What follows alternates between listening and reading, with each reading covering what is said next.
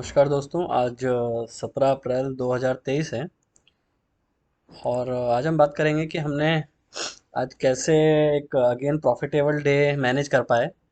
जैसे आपको पता ही है कि मार्केट एक काफ़ी अनसस्टेनेबल थी आज, और रिलायंस अननेसरी का काफ़ी ऊपर दिखा रखा, ऊपर ओपन ओपन दिखा रहे थे प्री ओपन पे।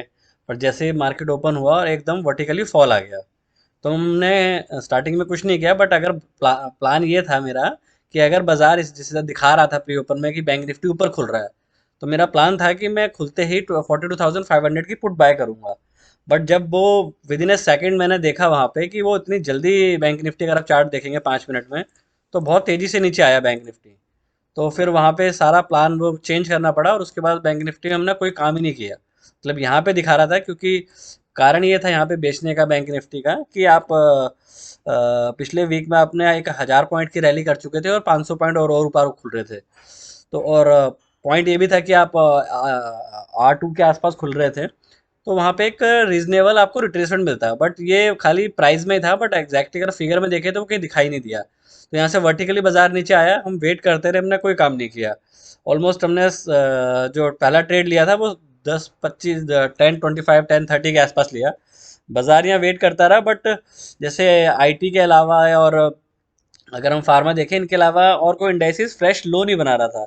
इवन अगर आप इसको भी देखो, क्या नाम X50, तो इसमें भी फ्रेश डाउन साइड नहीं आ रही थी पहले आधे घंटे के बाद। तो ये लोअर लो बना, मतलब इसने फ्रेश लो बनाना बंद कर दिया था। ये देखो, ये लो बनाया, फ्रेश लो नहीं बनाया, लो बनाया, फ्रेश लो नहीं बनाया। तो कहीं पे भी फ्रेश लो नहीं बन रहे थे। तो ये कारण था कि निफ्टी, एक लग रहा था कि हो सकता है कि आईटी की वजह से और बैंक निफ्टी की सपोर्ट की वजह से निफ्टी परफॉर्म करे थोड़ा सा। तो हमने वेट किया यहाँ पे, और इस जगह के आसपास जब यहाँ कंजेशन बना ये वाला, तो हमने इस जगह पे निफ्टी बाय किया था।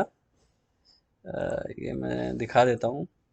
इस जगह पे कुछ ये जो एक जोन बना आपका, ये इसको आप आगे ले लो। ये जैसे ही ये जोन का हाई निकला और 20 से ऊपर गया, ये डे ट्रेड है, इसलिए इसमें 200 मैटर नहीं करेगी फॉर टाइम बिंग, क्योंकि आप वर्टिकली आईटी ऑलमोस्ट आपका 5 से 6% नीचे था, और बाकी सेक्टर्स नेगेटिव नहीं थे। तो यहाँ पे एक रिस्क रिवॉर्ड रेशियो लेना बनता था। तो जब इसने यहाँ से वर्टिकल ऊपर गया, मैंने रिट्रेसमेंट का वेट किया, जो एक बॉक्स पैटर्न बना। जैसे इसने यहाँ से निकाला इस जगह से, इस ये जो बार बनी यहाँ से ग्रीन बार, यहाँ मैंने बाय किया। और हम वेट करते रहे। ये हमने ली थी 17,600 की कॉल ली थी, ऑलमोस्ट 109 1010 पे। और ये काफ़ी अच्छी एक परफॉर्मेंस इसमें रही। हमने वेट किया इसका। ये अगर देखा जाए तो यहाँ फिर जब ये काफ़ी देर से, मतलब दो बड़ी बार बनने के बाद साइडवेज हो गया बाजार। अगर हम यहाँ पे 17,600 की कॉल, ये रही, ये देखो, ये था इस लोकेशन पे। जब ये बार बनी, मैंने यहाँ पे बाय किया। और ऑलमोस्ट हम जो एग्जिट हुए थे, वो एग्जिट हुए थे हम, मैं आपको एग्जैक्ट बता देता हूँ, 11 o'clock के आसपास हम एग्जिट हुए थे। मतलब आधे घंटे का ये ट्रेड चला था बस। अ, हम्म, इस जगह के आसपास हम एग्जिट हुए। बट इसमें हमें मुश्किल से शायद 10 से 15 पॉइंट मिले होंगे, क्योंकि फिर ये इस प्राइस को नीचे आया, बट इसने फ्रेश लो नहीं तोड़ा। मतलब ये जो लो बन रहा था, यहाँ पे हमने एंट्री करी, 10 प्रॉफिट पे एग्जिट हो गए, ऑलमोस्ट इस जगह पे एग्जिट हो गए। उसके बाद हमने यहाँ पे एक बैंक निफ्टी का ट्रेड लिया था। 42,000 के आसपास कॉल खरीदी थी हमने, जो कि 42,000 की खरीदी, 300 के आसपास। उस पर भी हमें कोई 30 40 पॉइंट्स मिले, हम वहाँ से भी एग्जिट हो गए। उसके बाद हमने दोबारा एक निफ्टी का ट्रेड लिया, 17,600 मंथली वीकली कॉल ही ली, ऑलमोस्ट कोई 12 15 के आसपास। इस जगह पे हमने लिया, क्योंकि ये फ्रेश लो नहीं बना रहा था। पहला लो ये बना था कंजेशन वाला, उसके बाद ये लो नहीं बना रहा था। तो हमने यहाँ पे बाई किया इस जगह के आसपास, और यहाँ निकल गए। तो यहाँ भी हमें ऑलमोस्ट 15 से 20 पॉइंट मिले होंगे। यहाँ से हम निकल गए। उसके बाद हमने एक रिलायंस का ट्रेड लिया था, रिलायंस में भी हमें 4 5 पॉइंट मिले। और फाइनली हम निफ्टी की 17,700 की मंथली कॉल कैरी करके गए हैं। कोई 140 142 के आसपास बाई किए। और लेट्स सी कल क्या होता है। अब कल के लिए प्लान क्या कर सकते हैं? कल के लिए जो हम प्लान कर सकते हैं, ये निफ्टी का डेली का चार्ट है। मेरा व्यू है कि कल बाजार एक इसी रेंज के अंदर ट्रेड करेगा। तो मैं ये 20 के टच करके ऊपर गई है। इससे ये लगता है कि इतनी बड़ी बार के बाद हो सकता है कि कल कंसोलिडेशन रहे बाजार में।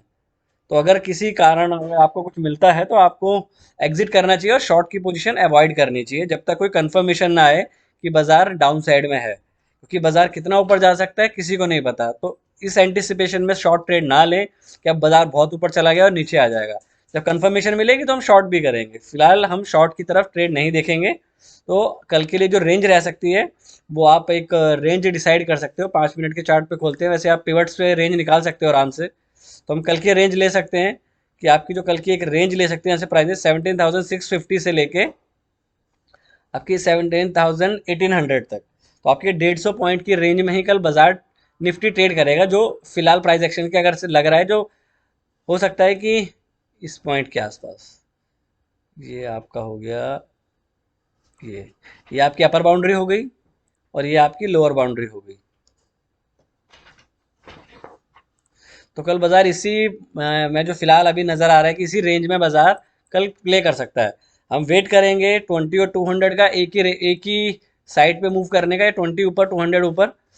लेट्स से कल क्या होता है, बट उम्मीद यही है कि बाजार कल एक नैरो रेंज में रह सकता है। जब तक ये नैरो रेंज रहेगी या कल हाई लो ना निकले, क्योंकि काफ़ी बड़ी बार है, अगर ओपन एक्चुअली ओपन यहाँ हुआ है 17,861 के आसपास। तो रेंज काफ़ी बड़ी है, तो इस तरीके के दिन के बाद एक नैरो रेंज होना पॉसिबल है।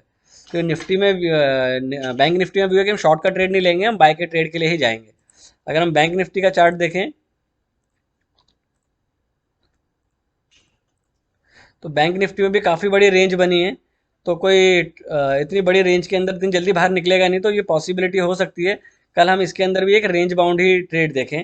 तो उसके लिए हम बाउंड्री डिसाइड कर सकते हैं हम अपनी। बट अगर आप निफ्टी से बैंक निफ्टी को कंपैरिजन करोगे तो बैंक निफ्टी ज़्यादा स्ट्रांग है, ये देखिए। बट अगर आप देखा जाए तो प्राइस हमें ये वाला दिखाई दे रहा है 42,600 का। तो हम बैंक निफ्टी में एक ट्रेड ले सकते हैं, क्योंकि आपके इंडाइसिस पॉजिटिव हैं।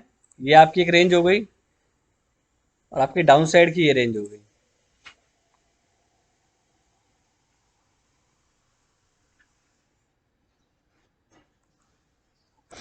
अगर बाजार 42,300 के आसपास खुलता है या इसके ऊपर खुलता है तो पहले हम बाय करके जो इसका फर्स्ट R1 होगा हमारा टारगेट हो सकता है।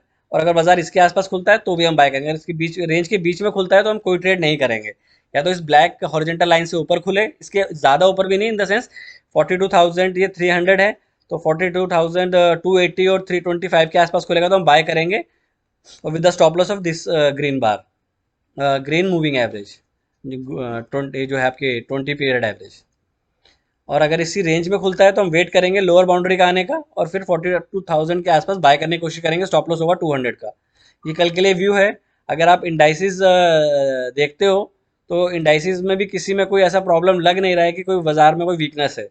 तो फिलहाल कोशिश ये करें कि आप अवॉइड करें शॉर्ट पोजीशन लेना जब तक कोई कंफर्मेशन ना आए। तो ये हमारा आज का व्यू था कि हम कल क्या कर सकते हैं स्टॉक्स में। आपको जैसे आज भी मैंने कम्युनिटी पे पोस्ट किया था कि स्टील सेक्टर अच्छा कर सकता है, तो उसने ऑलमोस्ट ठीक ही परफॉर्म किया। रिलायंस में भी आपने देखा, रिलायंस में भी अगर किसी ने इंटर ट्रेड किया तो उसमें कुछ मिला होगा आपको। और एक चीज़ और मैं बोलना चाहूँगा, अगर ये वीडियो आपको अच्छा लगा तो प्लीज़ लाइक शेयर सब्सक्राइब ज़रूर करें। और कोई चीज़ होती है तो मैं आपको डेफिनेटली यूट्यूब कम्युनिटी पे पोस्ट कर दूँगा। Thank you.